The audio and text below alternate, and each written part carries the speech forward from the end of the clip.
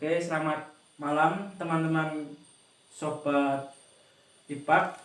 Kembali lagi kita akan membahas beberapa materi yang telah disampaikan Om Ruki. Sebelumnya di sini saya bersama narasumber teman saya dan Perkenalkan, nama saya Aji Prasetyo, umur saya 22 tahun. Saya seorang mahasiswa di perguruan tinggi negeri. Jurusan saya akuntansi, terus agama saya Katolik. terima kasih. Ya. Yang pertama, pertanyaan pertama, apakah sih konsep Tuhan bagi Mas Aji? Menurut saya konsep Tuhan, jadi Tuhan itu seperti sosok yang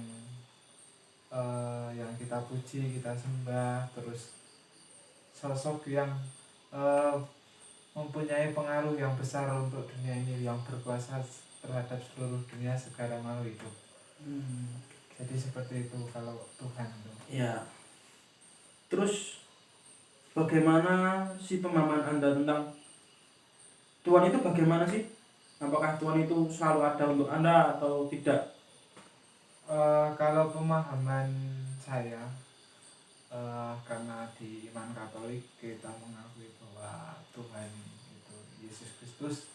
Tentunya kalau ditanya selalu ada atau tidak, pasti selalu ada. Jadi Tuhan itu selalu mendampingi di setiap perjalanan hidup kita, maupun susah, baik senang maupun susah, gitu Mas.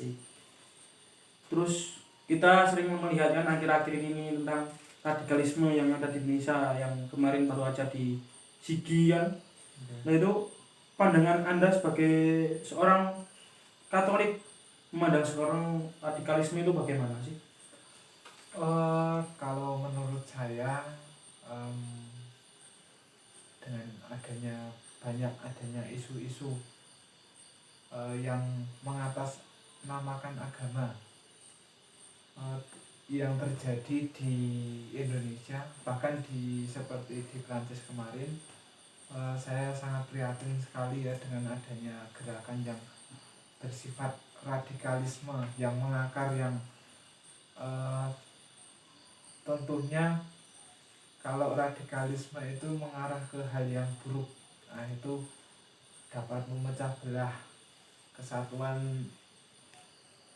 antar umat beragama.